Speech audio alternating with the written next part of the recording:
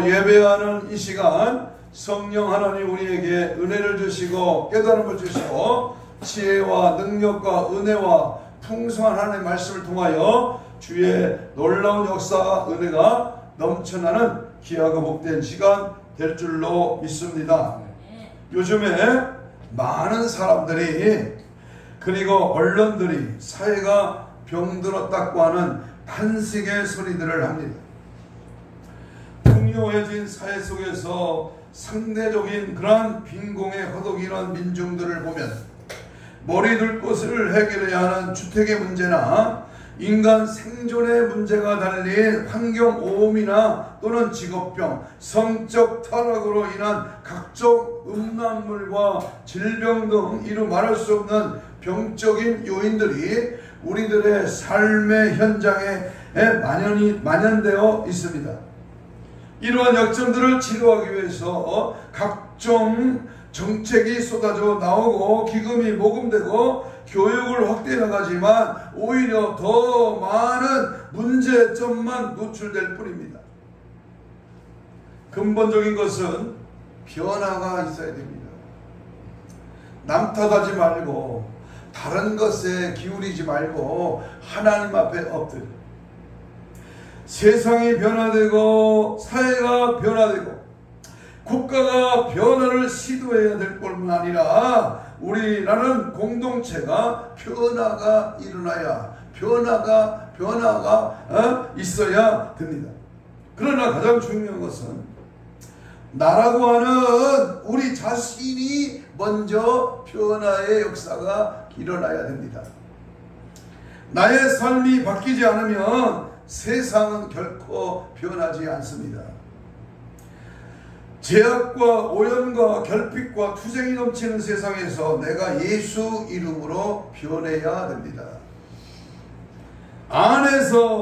내 안에서 성령의 부흥이 시작될 때에 우리의 가정과 이웃과 그 지체인 성도들에게까지 그 영향력을 미칠 것입니다. 나부터 시작해야 됩니다. 내가 먼저 엎드려야 됩니다. 나 자신이 변해야 됩니다. 내가 깨달아야 됩니다. 내가 오늘 주님을 만나야 됩니다. 내 자신이 영적으로 각성의 바람이 불어야 됩니다. 영적 대각성 운동은 무너진 한국교회 영성 회복을 위해 이 시대의 절대절명의 사명인 것입니다. 지금 한국교회에 영적인 대각성 부흥 운동이 반드시 일어나야 됩니다. 코로나 2년 이에 3년 이하에 많은 영적인 세계가 닫히고 비대면 예배와 또는 개인적인 신앙의 예배를 추구하는 인본주의 예배가 만연하고 교회가 문을 닫고 성도가 교회를 떠나고 여러 가지 신앙을 자유롭게 하며 자기 위주의 신앙생활을 하려고 합니다. 에레미야는 외쳤습니다. 왕상 18장 30절에 무너진 여호와의 단을 다시 수축하라. 에레미야, 눈물의 선지자 에레미야는 이렇게 외쳤습니다. 타락되어가는 백성들 때문에 눈이 눈물을 젖도록 밤새도록 울었습니다. 여러분, 우리가 잘 아는 저 광야에 외치는 자의 소리 세례 요한은 이렇게 외쳤습니다. 마태복음 3장 2절에 회개하라, 하나님의 나라가 가까웠다. 회개에 합당한 열매를 맺으라, 강력하게 가난 회개의 복음을 외쳤습니다.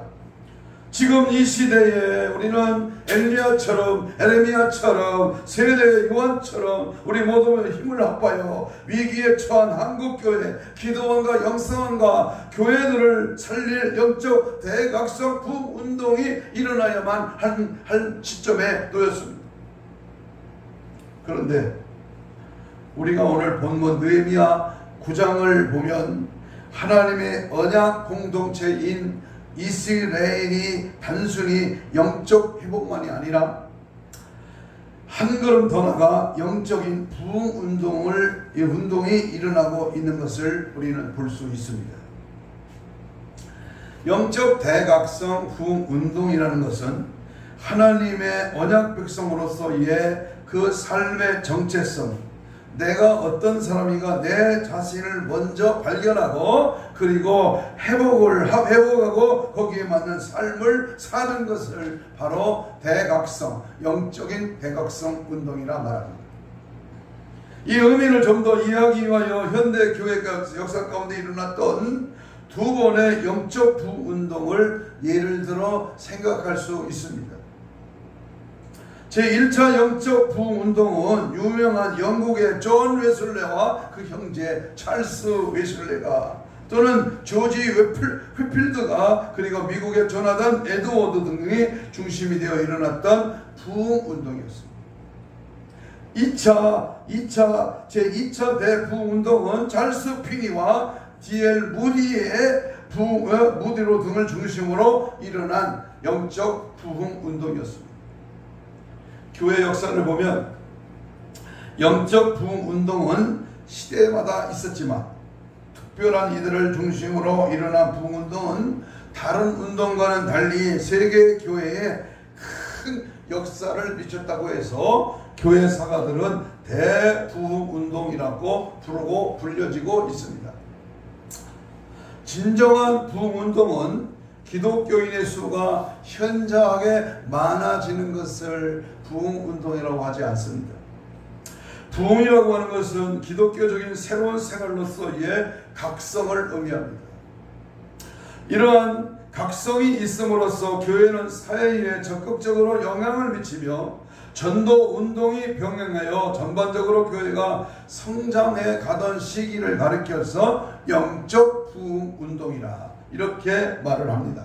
그런데 이러한 부흥 운동이 느헤미야 당시에 성벽을 재건하인 7번째 달에 언약 공동체의 영적인 회복 이후에 계속해서 일어났습니다.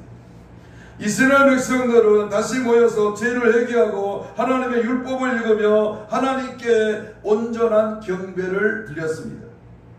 아마도 이 자리에서 회개하고 찬양한 내용을 시로 표현한 것처럼 보이는 노래를 지어 하나님과의 관계를 다시 한번 확인했던 것이 오늘 본문 5절 이하에 무려 37절까지 기록되어 있습니다. 느헤미야 9장은 영적 회복 운동과 더불어 긴 찬송시를 통하여 이스라엘의 역사를 통하여 함께 해주셨던 하나님을 회상하고 그 하나님께 현재의 삶을 아뢰는 기도를 드리고 있습니다. 그래서 저는 지금 영적인 비상시대 에스겔 7장 5절 10절에 보면 비상이로다 임하였도다 비상한 시대에 살고 있음을 인식시하고 참으로 부족하지만 시대를 깨우는 목소리를 드러내고 하나님 앞에 조그만 단체에 조그만 교회에 부르짖었지만은 영적 대각성 부흥 운동이라는 제목으로 함께 이 시간 은혜를 나누려고 합니다.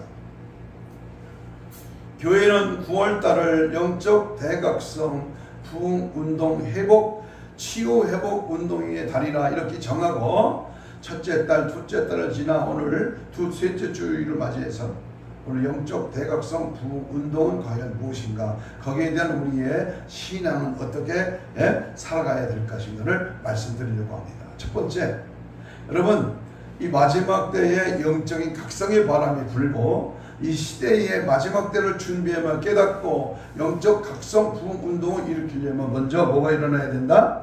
회개 운동이 일어나요. 따라서 합시다. 회개 운동. 오늘 본문 1절 2절에서 분명히 밝혀 말하고 있습니다. 부흥 운동 가운데 그 요소 가운데 절대로 빠지지 않는 요소가 하나 있는데 그것은 자신의 죄와 자신의 속한 공동체의 죄를 하나님 앞에 회개하는 데 비롯됩니다. 자신들이 하나님 앞에 죄를 지었다는 자각이 없이는 부흥 운동은 절대로 일어날 수 없습니다. 여러분 2000년 기독교 역사에 아니 이 대부흥 운동을 지나간 그 자원마다 대한민국을 휩쓸었던 부흥의 불길은 먼저 하나님 앞에 회개하는 운동이 일어났다고 말합니다. 느헤미야 9장 1절 2절에 보면 회개의 구체적인 모습을 읽을 수 있습니다. 한번 같이 봅니다. 1절 시작. 그달 29날에 이스라엘 자손이 다 모여 뭐하고 금식하며 굵은 베옷을 입고 티끌을 물어쓰고 모든 이방 사람들과 뭐하고 절교하고 서서 자기의 죄와 조상들의 허물을 자복했다. 이 성회에 이스라엘 자손이 다 모여서 뭐 했어요? 금식을 했어요. 그리고 굵은 베옷을 입고 티끌을 물었으며 모든 이방 사람들과 안 믿는 모든 이방인들과 절교를 딱 하고 나서 자기의 죄와 조상들의 허물을 하나님 앞에 회개했다는 겁니다. 여기에 금식하며 굵은 베옷을 입고 티끌을 뒤집어 쓰는 행동은 구약시대에 회개를 할 때에 자신의 행동을 낮추는 구체적인 그러한 표현이 바로 금식과 베옷을 입고 티끌을 물어쓰는 겁니다. 창세기 37장 34절에 보면 야곱이 사랑하는 아들이 죽었다는 소식을 듣고 자신이 지은 죄의 결과로 인식을 하고 베옷을 입고 울었습니다. 자기 옷을 찢고 굵은 배로 허리를 묶고 오랫도록 그의 아들을 위하여 애통하니 그랬습니다. 그리고 요한서 1장 13절 14절에 보면 회개를 추구하면서 굵은 베옷을 입도록 그렇게 권고하고 있습니다. 금식일을 정하고 성회로 모여서 그리고 하나님 앞에 굵은 베옷을 입고 통해 자복하며 자신의 죄와 조상들의 죄를 향하여 하나님 앞에 부르짖어 기도했다는 것입니다. 우리가 이렇게 이러한 기록들을 볼 때에 금식과 굵은 베옷을 입는 행동은 죄를 회개하고 하나님의 은혜를 구하는 표현이라는 것을 우리는 알 수가 있습니다. 그리고 느헤미야 9장 2절에 보면 9장 2절 보세요. 펴놓은 성경에 보면 모든 이방 사람들과 절교했다 그랬습니다. 이 말은 무슨 뜻입니까? 이 말씀은 히브리어 원문에 보면 그들은 이스라엘 자손을 모든 이방인과 구별하였다라고 말씀을 합니다. 이 말은 예스라 후반부에 기록하고 있는 바와 같이 이스라엘 자손을 이방인과 결혼하지 않겠다고 하는 의미를 볼 수 있고 또한 이방인들과 구별되는 삶을 살겠다는 것을 의미로 사용하고 있다는 것을 알 수 있습니다. 우리 번역대로 한다면 관계를 끊어야 한다는 말인데 이는 진정한 의미에서 거룩한 생활이라 이렇게 표현할 수가 있습니다. 우리가 하나님 앞에 영적 대각성 부흥 운동을 일으키고 참된 성령의 거룩한 부흥이 일어나려면 뭐 해야 돼요? 거룩한 생활이 있어야 돼요. 경건의 신앙이 있어야 됩니다. 예수를 닮는 그리스도인의 모습이 나타나야 된다. 내 주인이 하나님이고 하나님이 나의 주인 되고 영원한 천국을 바라보는 그런 믿음의 소망이 일어나야 된다 그 말입니다. 고린도전서 5장 9절 10절에 보면 내가 너에게 쓴 편지에 음행하는 자들은 사귀지 말라 하였거니와 이 말은 이 세상 음행하는 자들이나 탐하는 자들이나 속에 빼앗는 자들이나 우상 숭배하는 자들은 도무지 사귀지 말라 하는 것이 아니니 만일 그리하면 너희가 세상 밖으로 나가야 할 것이다 그랬습니다. 무슨 말입니까? 이방인들의 영향을 받은 잘못된 문화와 구별하여 거룩하게 지나겠다고 하는 뜻입니다. 세속에 물들지 말고 세상 것에 재미를 느끼지 말고 내가 늘 가지고 지니고 다니는 세상 문화에 빠져들지 말라. 구체적으로 그들의 죄와 그들의 조상들의 죄를 잡아가기 시작했습니다. 오늘날에도 우리가 우리 하나님의 은혜를 입고 영적인 부흥운동이 일어나기 위해서는 우리가 하나님의 거룩한 백성이라는 정체성을 잊어버리고 바르게 살지 못한 일에 대하여 늘 우리는 회개하는 제사함 받는 무릎 꿇고 자신의 죄를 고백하는 그런 행위가 날마다 따라와야 됩니다. 하나님께 전적으로 헌신하지 못하고 말로는 하나님의 영광을 구하고 하나님으로 인하여 기뻐할 것이라고 말하지만 자신의 영광을 구하며 하나님으로 인하여 기뻐하기보다는 세상에 속한 작은 가치들로 인하여 기뻐하기도 하고 슬퍼하기도 합니다. 우리는 이러한 죄를 철저하게 회개해야 됩니다. 이 시간 회개의 영이 강력하게 임하고 내 자신 안에 들어있는 허다한 죄를 다 끄집어내는, 그래서 철저하게 말로도 할 수 없는 나만이 아는 그 무섭고 더러운 죄악의 악한 영들이 들통나고 예수 피의 공로 의지하여 회개하는 영적 대각성의 은혜가 있기를 진심으로 간절하게 주의 이름으로 축복합니다.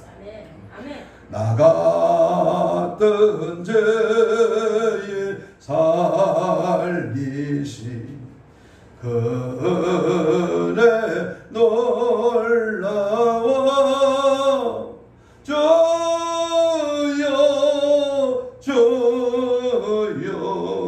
내 말 들으사 죄인 오라실 때에 날 부르소서. 아멘. 영적 대각성 부흥운동은 둘째로 하나님의 말씀의 운동입니다. 말씀이 운동이 일어나요. 첫째는 회개운동, 둘째는 뭐예요? 말씀운동. 하나님의 말씀을 읽고 듣고 그 말씀을 지켜야 해요. 요한계시록 7가지 계시의 7복 중에 첫 번째 복이요, 계시록 1장 3절에 이 말씀을 읽고 듣고 기록한 하나님의 말씀을 삼가 듣고 읽고 지켜라 때가 가까움이니라 그랬습니다.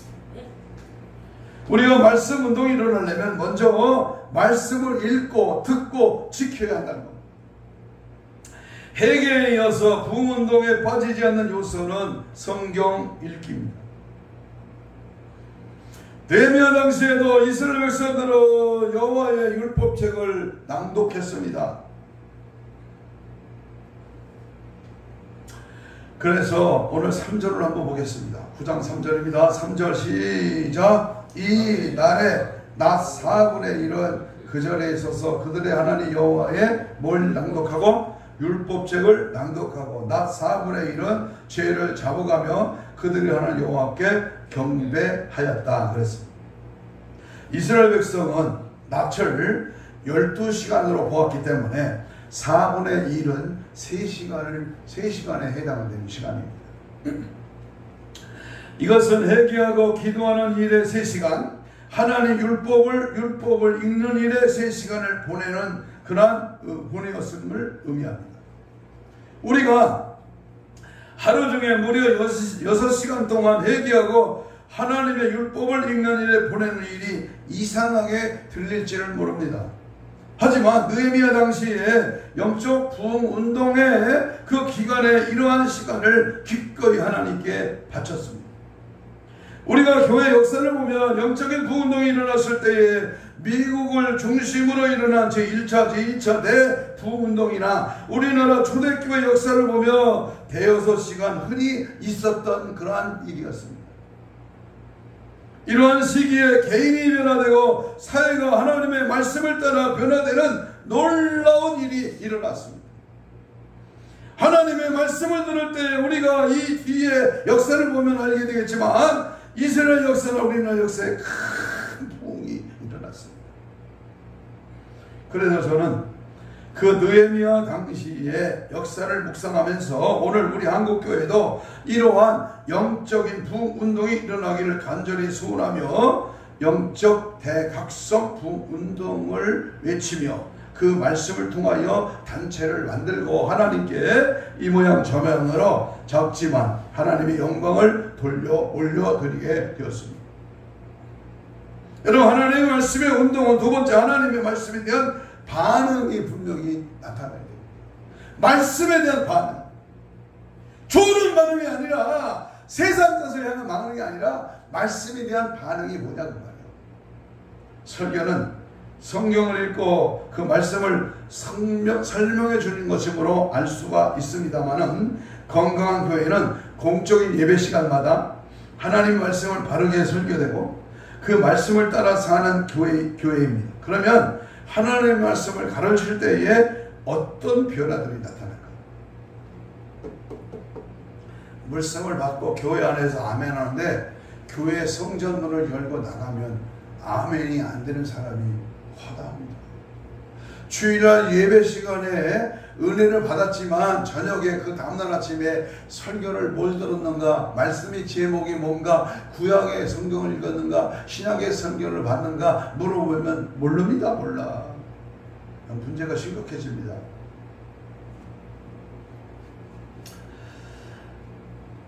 하나님께서 은혜를 주셔서 이스라엘 해준 가운데 큰 영적 부흥을 주셨습니다. 모두 다 진지한 자세로 말씀을 듣고 그 말씀을 따라 합당한 반응을 보입니다. 하나님의 말씀을 그들의 삶 가운데 실제로 변화되는 역사가 나타납니다. 삶이 말씀의 지배를 받아야지. 말씀을 통해 삶이 이끌림을 당해야지. 내 생각과 내 주장과 내 경험과 내 수단과 내 계산이 앞서면 그 인생은 헛바꿉니다. 자, 그러면 구체적으로 말씀에 대한 반응은 첫 번째, 울기 시작했다는 데서 우리는 분명한 깨달음을 받아야 됩니다. 1절을 봅니다. 9절을 봅니다. 9장 9절입니다. 8장 9절인가요? 9장 9절 시작. 주께서 우리 조상들에게서 고난받은 것을 감찰하시며 백성이 율법의 말씀을 듣고 뭐했다? 다 우는지라. 먼저 가장 우선적인 반응은 말씀을 듣고 그들의 감정을 진심으로 드러내기 시작했는데 그들은 다 9절 하반절에 보니까 울었다는 겁니다. 일반적으로 성경에 나타나는 우는 사건을 조사해보면 하나님의 은혜에 감사해서 우는 경우도 있지만 자신의 죄가 생각나서 회개하며 우는 경우도 있습니다. 그들은 당시에 하나님이 그들에게 베풀어준 은혜와 과거의 파란만장한 역사 가운데 보호하시고 인도해 주신 것을 생각하며 감사했을 것입니다. 한편으로는 그러한 사랑을 받은 자로서 합당하고 책임적인 삶을 살지 못했던 모습을 회개하였을 것입니다. 제가 존경하는 사람 가운데 하나인 이 조나단 에드워즈는 이러한 변화를 가리켜 신앙적 감정이라는 표현을 사용했습니다. 제임스 베커라는 사람은 이들이 운 이유를 하나님 말씀에 대한 이해가 그들 마음에 강하게 충격을 주었기 때문으로 보았습니다. 그러면서 개인적인 차원이든 공동체적 차원이든 영적인 부흥의 근원은 하나님의 거룩하심과 선하심과 자비하심에 대한, 그리고 우리의 죄 속에 있는 고집과 부끄러움과 무례함과 자명적인 어리석음에 대하여 생각하게 실감하는 것이라. 그래야 이 실감이 분명해지고 강해질 때에 눈물이 나는 것으로 지극히 당연한 것이라고 제임스 베커는 느헤미야 강해에서 이렇게 말을 했습니다. 성경을 읽을 때 하나님의 초월성과 무한함과 그 능력과 존재를 실제로 보고 느끼거나 자신의 하나님 앞에 얼마나 큰 죄인이었으며 그 대신에 은혜를 입게 되었는지를 생생하게 느끼며 하나님 자신의 그 부족하고 연약하고 무능하고 죄된 모습, 죄악된 인간상을 보고 하나님 앞에 울며 주의 말씀을 받고 기도하며 하나님 말씀의 체험이 올바른 신앙적인 감정으로 나타나는 현상이 바로 눈물이었다는 것입니다. 두 번째 말씀의 반응은 가난한 백성들과 함께 기쁨에 참여했습니다. 10절 12절입니다. 10절을 봅니다. 여호와로 인하여 기뻐하는 것이 너의 뭐다? 힘이다 그랬습니다. 그들은 하나님의 말씀을 순종해서 가난하거나 형편이 넉넉지 못한 사람들이 함께 기쁨에 참여할 수 있도록 뭐했다? 나누어 줬다. 이거 중요합니다. 나누어 줬다. 이렇게 한 이유는 하나님의 말씀을 듣고 깨달았기 때문입니다. 그래서 여호와를 기쁘게 하는 것이 피난처요 힘이라는 뜻입니다. 그러면 여호와를 기쁘게 하는 것이 무엇일까요? 여러분, 하나님을 기쁘게 하는 것이 어떤 일일까요? 여러 가지가 있지만은 우리는 권력이나 돈과 사회적인 위치를 피난처나 요새나 힘이라고 생각합니다. 그러나 그것은 착각입니다. 이 힘은 오늘 유동적이고 언제 사라질지 아무도 모릅니다. 몇 년 전만 해도 여기 있는 목사가요, 덤벨 역기를 110kg 들었는데요, 지금요 80kg도 못 들고 있어요. 그리고 운동을 안 한 지 꽤 되니까 몹시 몸이 쇠약해지고 근육이 할아버지처럼 이렇게 쭈글쭈글해지는 것을 보게 돼요. 여러분, 건강은 또는 우리의 힘과 피난처는 영원한 것이 아닙니다. 오늘날 참된 힘과 피난처는 여호와로 기뻐하고 여호와를 기쁘게 하는 일이요, 오늘날 하나님의 말씀이 전파될 때에 일반적으로 하나님 말씀을 거부하는 사람이 있습니다. 저는 개인적으로 예배 시간에 엉뚱한 짓을 하는 사람을 제일 혐오하고 싫어합니다. 어떤 때는 설교자의 얼굴에 거의 쳐다보지도 않는 사람도 있습니다. 또한 어떤 사람은 처음부터 끝까지 팔짱을 끼고 눈을 지그시 감고 있는 사람도 있습니다. 저는 여러분이 하나님 말씀을 듣기를 기뻐하는 자가 되기를 간절히 축복합니다. 예배 중에 핸드폰만 보고 있는 사람이 있어. 저주받은 인생입니다. 저는 여러분이 하나님 앞에 큰 힘이 되고 하나님의 은혜와 능력을 사로잡히고 하나님의 말씀에 깨달음을 주고 지혜에 임하고 능력이 있는 하나님의 종들이 되기를 축복합니다. 느헤미야는 당시에 이스라엘 백성에게 외적인 성벽도 중요했지만 더 중요한 것은 하나님의 백성들이 하나님과 바른 관계를 유지하는 것이라고 보았습니다. 부흥회는 그럴듯하고 말씀은 막 거룩하게 쩍쩍 굉장히 강하게 뜨겁게 했는데 생활은 뒤돌아서면 그 꾸락서리는 남들에게 집탄의 대상이 된다면, 남들에게 말꼬리가 말에 언급이 된다면 참 어처구니 없는 인생이 될 수밖에 없습니다. 느헤미야는 하나님 말씀을 듣기를 기뻐하고 그 말씀이 자기에게 큰 힘이 된다, 이런 것을 발견했습니다. 느헤미야 당시 이스라엘 백성에게 외적인 성벽도 중요했지만 여러분, 하나님과 바른 관계입니다. 하나님은 오늘도 우리에게 말씀대로 신앙 지키고 계명대로 행하고 하나님의 뜻대로 일하고 하나님의 말씀으로 우리는 늘 승리하기를 원하고 계십니다. 그래서 느헤미야는 당시에 언역 공동체의 영적 부흥을 일으키고 있는 것입니다.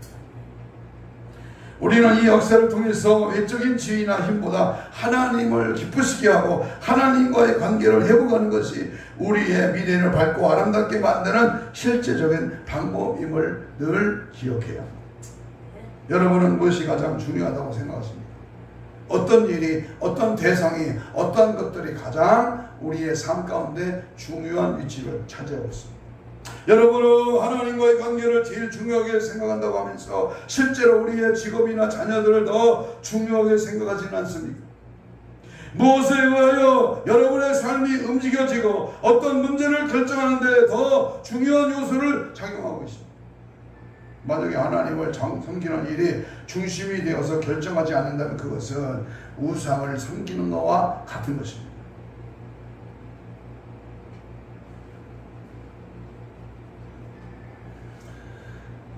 언젠가 어느 집회 때 말씀을 드린 기억이 납니다만은, 제가 잘 알고 있는 어떤 분이 결혼을 해서 아이를 얻었어요.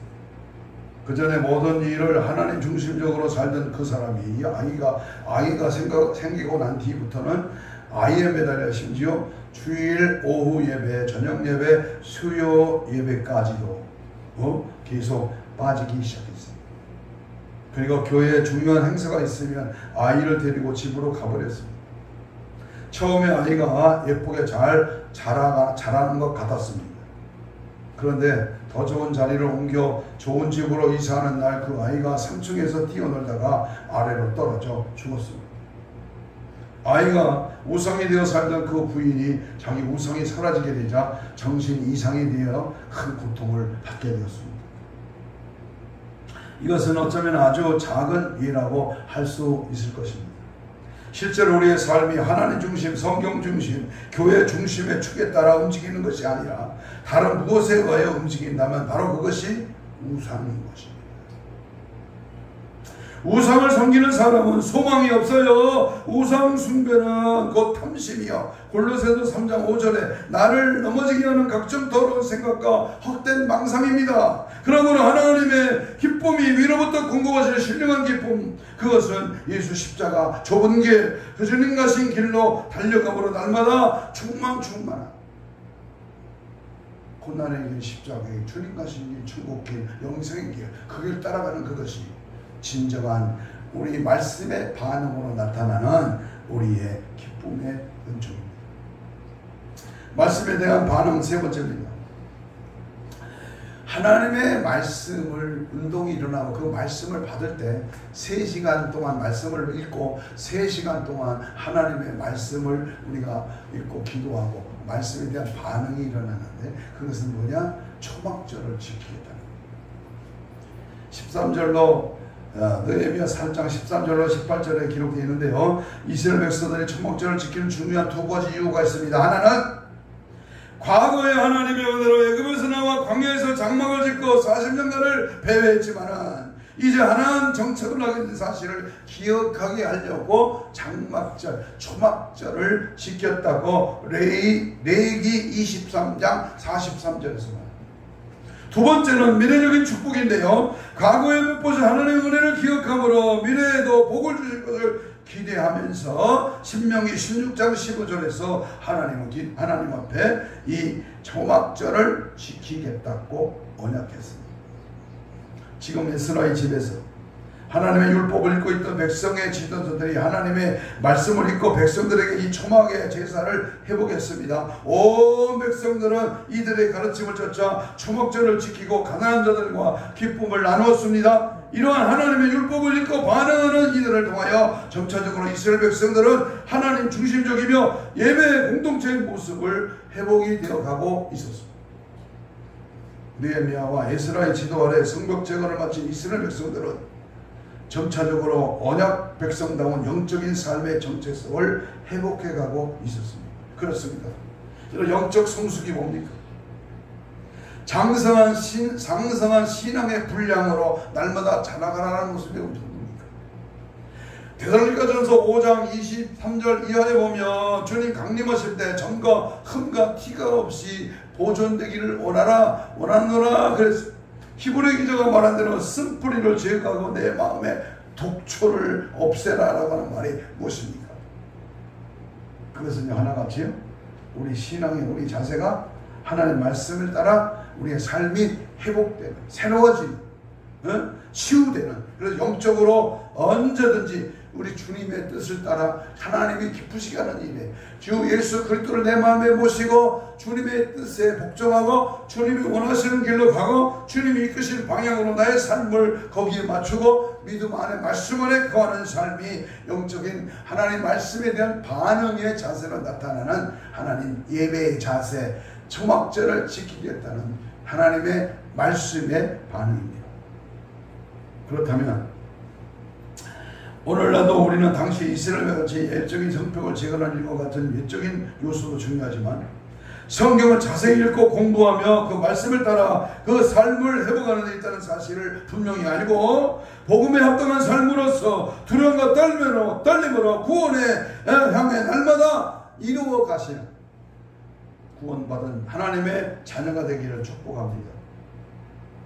세 번째 영적 대각성 부흥운동은 세 번째는요. 첫째는 무슨 운동? 말씀 운동. 첫째는 무슨 운동이요? 영적 대각성 부흥 운동의 첫 번째는 말씀 운동이요. 두 번째는 뭐요?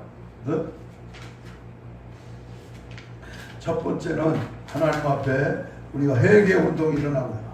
회개 운동, 말씀 운동. 세 번째는 무슨 운동? 하나님의 절대 신앙으로 하나님의 구원 역사를 위하여 순종운동. 따라서 봐요. 회개운동, 말씀운동, 순종운동. 7절, 9장 7절 이하에 무엇보다도 각 시대마다 나타났던 하나님의 은혜를 회고하며 그리고 설명을 하고 있습니다. 당시 이스라엘 백성들은 그들의 조상 아브라함과 언약을 맺었습니다.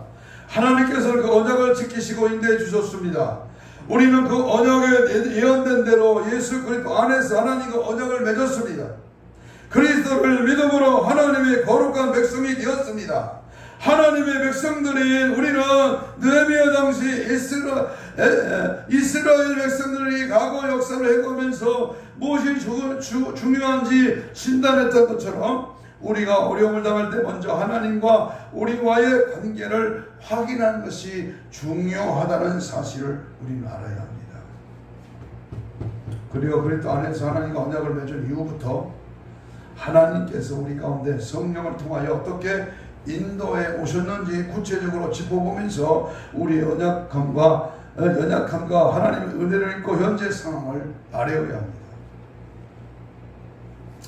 그러면 과거 역사 가운데 이스라엘 인도하신 하나님께서 오늘날 이 시대의 역사 가운데에서 절대신앙으로 하나님의 구원의 역사를 위하여 우리는 반드시 뭐 해야 된다? 순종해야 된다. 순종이 뭐보다 낫다? 제사보다 낫다. 순종하지 않으면 말씀이 말씀다워지지 않고요, 깨달은 은혜가 역사하지 않습니다. 그러므로 구체적으로 진짜 하나님 앞에 말씀을 순종하려면 우리는 분명히 지금 이 시대가 어느 시대이고 영적인 비상시대임을 깨닫고 참으로 암담하기 그지없는 비상한 재앙의 때임을 직시해야 됩니다. 엊그저께 어젠가요? 어느 집사님이 전화를 받았습니다. 아주 시대를 밝히 알고요, 이 시대에 무엇을 해야 되는 것인가를 저기 이렇게 말을 하더라고요. 그런데요, 지금 너무나 심각한 이 공산화 문제, 이 사회주의 문제가 대두되고요, 지금 어떻게 보면 비상시대를 지나서요, 전쟁의 위기가 도발할 가능성이 많은 심각단계 이상의 이 시대가 왔다는 사실을 동감했습니다. 그 중에 하나가 뭐냐 하면 종교 통합입니다. 타종교에도 구원이 있다고 하거나 세계 평화나 종교 간의 화합이라는 명목으로 다른 종교들과 연합을 꾀하면서 교회를 파괴하려고 하고 있습니다. 많은 한국 교회들이 분별하지 못하고 진리를 왜곡하는 배도의 길을 걷고 있는 그 엄청난 역사의 배후에는 WCC가 있고 그 위에는 일루미나티와 프리메이슨이 자리 잡고 있어요. 그럼 우리는요, 예수 외에는 하나 되는 일이 그것이 결코 만만치 않는 그런 악한 사단의 계기가 숨어 있다는 사실을 알아야 됩니다. 두 번째 등장하는 이 마지막 때의 영적 비상시대에 등장하는 것은 성도들을 곁길로 이끌고 가는 그러한 종들입니다. 일부 목사님들은 거룩한 하나님의 전에 우상 숭배하는 자들을 세우고 있고 성도들과 신학생들을 우상이 있는 곳에 데려가 절을 하게 하고 예배를 드리게 하고 있습니다. 고린도전서 5장 11절에 보면 우상 숭배하거나 사귀지도 말고 그런 자와 함께 먹지도 말라, 이렇게 명확하게 기록되어 있습니다. 에레미야 50장 6절에 내 백성은 잃어버린 양떼로다 그 목자들이 그들을 곁길로 보게 한다 그랬습니다. 우리는 진리를 바로 분별하고요, 예수님이 원하시는 그 길로 하나님의 뜻을 따라 가야 됩니다. 고난이 오고 핍박이 오고 피골이 오고 어려움이 오고 좌절이 오고 멸시가 와도 오직 예수 따라갑니다. 굳건한 신앙으로 무장되기를 축복합니다. 아멘. 세 번째는 사라지는 예배, 떠나는 성도입니다. 하나님이 기뻐하시는 것은 예배인데 한국교회는 지금 예배가 줄어가고 있으며 기도가 죽고 찬양이 죽고 성도들은 믿음이 떨어져서 교회를 떠나고 있습니다. 로마서 12장 1절에 너희 몸은 하나님 기뻐지고 거룩한 산지에서 드리라. 이는 너희가 드린 영적 예배니라. 요한복음 4장 24절에 아버지께서 참으로 예배하는 자들은 영과 진리로 예배할 때가 오나니 곧 이때라. 아버지께서 이렇게 예배하는 자들을 찾으시느니라.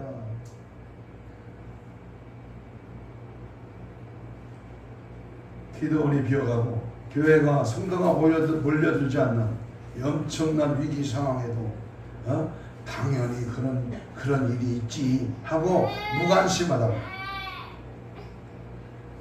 불꽃이 한국, 눈먼 장님, 키먹은 덩어리, 짓지 못한 개의 불만. 네 번째로 성경적인 말씀의 고갈, 복음의 변질입니다.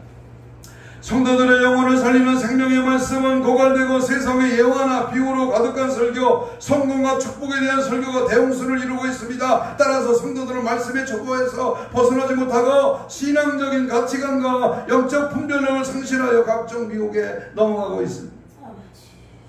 잠언 30장 6절에 너는 그 말씀을 더하지 말라. 그가 너를 책망하시겠고 너는 거짓말을 하는 자가 될까 두려우니라. 고린도전서 2장 1절 2절에 우리가 하나님의 증거를 전할 때 말과 지혜의 아름다운 것으로 아니하였나니 예수 그리스도와 그의 십자가에 못 박힌 것 외에는 아무것도 알지 아니기로 작정하였습니다. 성경의 말씀 안에 진리며 생명이며 영혼의 양식입니다. 세상의 예화나 비유나 축복의 설교는 참고는 될지라도 영혼을 살리는 생명의 말씀은 될 수가 없습니다.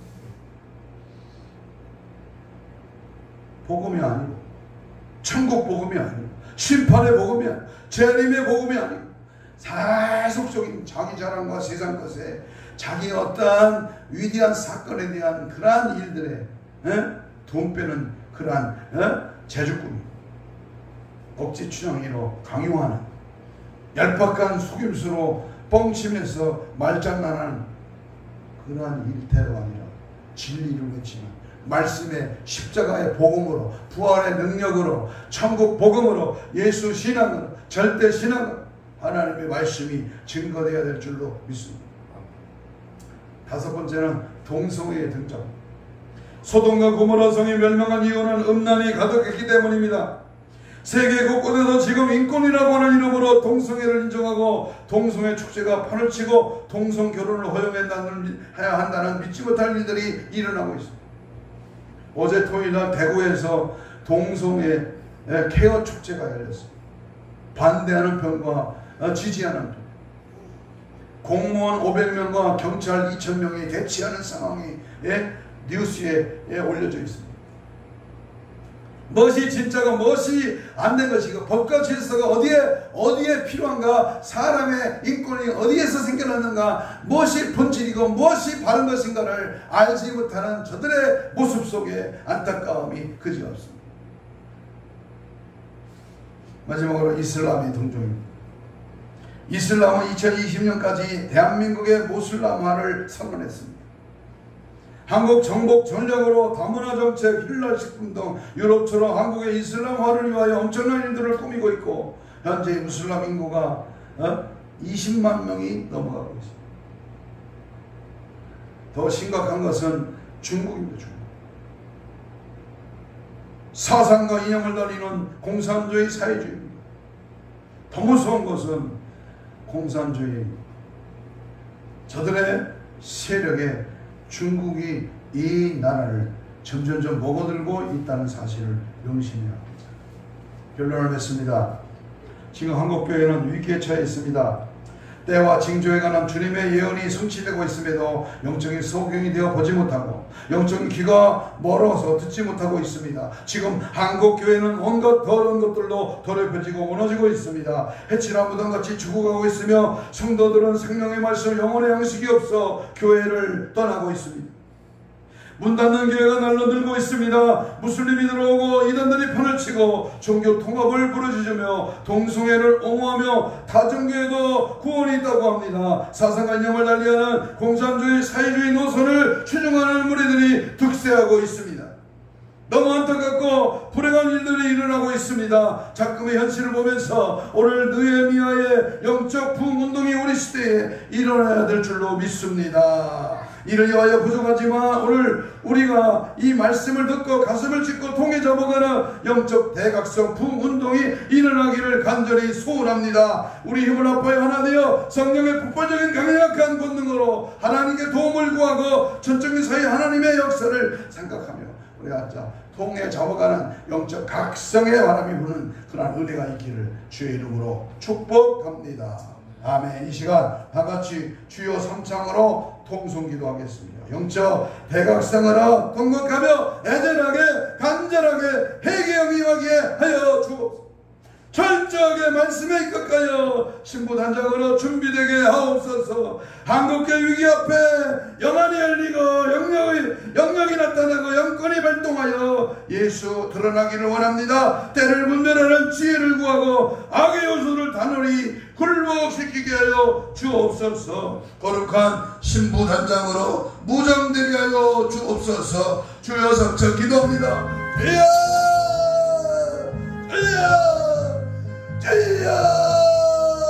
성령이 오시옵소서. 회개형을 부어주시고 강력한 하나님의 말씀 앞에 내 자신이 변화되기를 합니다. 내 안에 성령에 폭발하여 주시고 말씀 속에 주님을 만나며 하나님의 말씀에 반응이 일어나 회개하며 눈물을 흘리며 통회하며 아버지여 남을 섬기고 복음을 외치고 성령의 능력 앞에 순종하고 믿음 지키고 하나님의 뜻을 이루어나가기 부정함을 따라 역사 능력을 충만하게 주님 함께하여 주기를 원합니다. 시대의 사명을 깨달아 비상한 이 마지막 때에 하나님 내가 먼저 변화되고 내가 먼저 양적인 각성의 바람에 불리고 내 교회부터 내가 전부터 내 자식부터 내 자녀부터 내가 전부터 하나님의 눈물을 쏟아지게 하시고 영적인 각성의 바람에 불게 하시고 포기하며 접어가며 굵은 배를 무릎 입고 굵은 배를 입고 머리를 무릎 귀를 무릎 쓰고 무릎 꿇어 아버지 앞에 회개형을 부어주옵시고 한국을 나의 아버지 뜻을 따라 믿음으로 말씀으로 성령으로 붙들려 아버지 내 자신의 무릎과 연약함과 부족함과 내 자아를 깨뜨려 내 모든 죄 은밀한 죄 더러우지 않간지 하나님의 뜻대로 인본적인 생각으로 믿음 없이 출발했던 모든 것 용서하여 주옵소서. 쇠표로 성령의 불러 강력하게 뜨겁게 충만하게 새롭게 기대형을 부어 강력을 부어 회개형을 부어 주시옵소서. 주의 뜻을 이루게 하시고 믿음의 말씀 안에 거하게 하시고 성령의 불러 역사하여 주. 가슴에 손을 얹습니다. 아픈 자는 아픈 부위에 손을 얹습니다. 주님 이 시간 믿음으로 손을 얹었습니다. 예수의 피 묻은 손으로 안수하여 주옵소서. 더러운 질병, 혼적인 육적인 아버지 영적인 모든 질병에서 사지백차 오장육부 힘줄 근육 세포 조직 마디 연골 피부 근육은 창조 기적을 받아 정상을 회복될지어다. 깨끗한 받을지어다. 치유의 강사를 받아여 주옵시며 모든 통증은 모든 질병의 악한 시대가 떠나갈지어다. 오늘도 영적 대각성 부흥 운동을 못 일으키는 악한 원수마귀 사탄 귀신아 예수 이름으로 떠나갈지어다.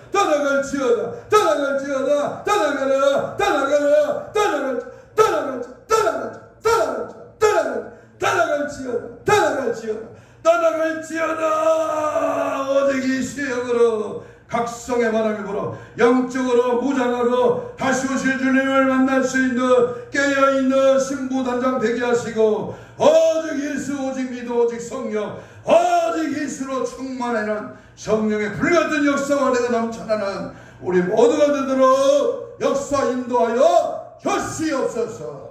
함께 하시고 은혜 주심을 믿고 감사하며 예수님 이름으로 기도하옵나이다. 아멘. 522장